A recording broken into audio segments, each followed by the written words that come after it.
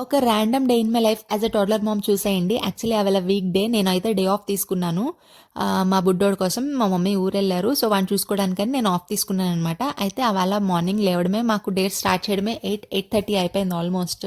పనున్నా లేకపోయినా కూడా నైట్ కొంచెం లేట్గానే పడుకోవడం అలవాటు అయిపోయి ఇక మార్నింగ్ లేవడం లేట్ అయిపోయిందనమాట.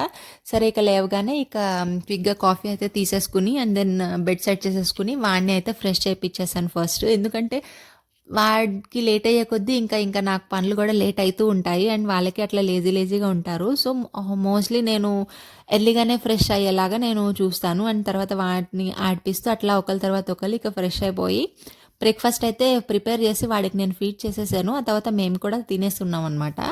అప్పటికి ఇంకా వాడి ఫ్రెండ్ వస్తుంది ఆడుకోవడానికి. మోస్ట్లీ ఇంటికి వస్తారు, లేదంటే కిందకి వెళ్ళి ఆడుకుంటారనమాట వాళ్ళు.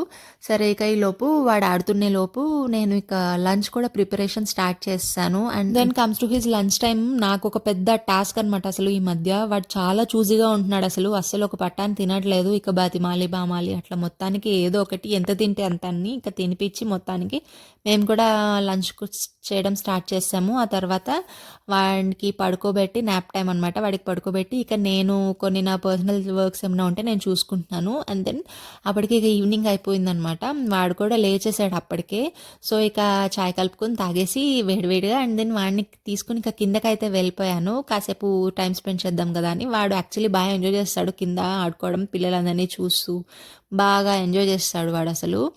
దెన్ అక్కడికి వెళ్తే కిందకి వెళ్తే యాక్చువల్లీ మాకు టైం కూడా తెలియదు. సో ఒక 1.5 అవర్ వరకు కిందే ఉంటామన్నమాట. ఇక ఆ తర్వాత ఇంకా పైకి వచ్చి మళ్ళీ డిన్నర్ ప్రిపరేషన్ చేసుకుని ఇక తినేసి వాడికి ఫీడ్ చేసి మేము తిని ఇక పడుకున్నాం అనమాట. అట్లా జరిగింది. నచ్చితే సబ్స్క్రైబ్ చేసుకోండి. నెక్స్ట్ వీడియోలో కలుద్దాం. బాయ్.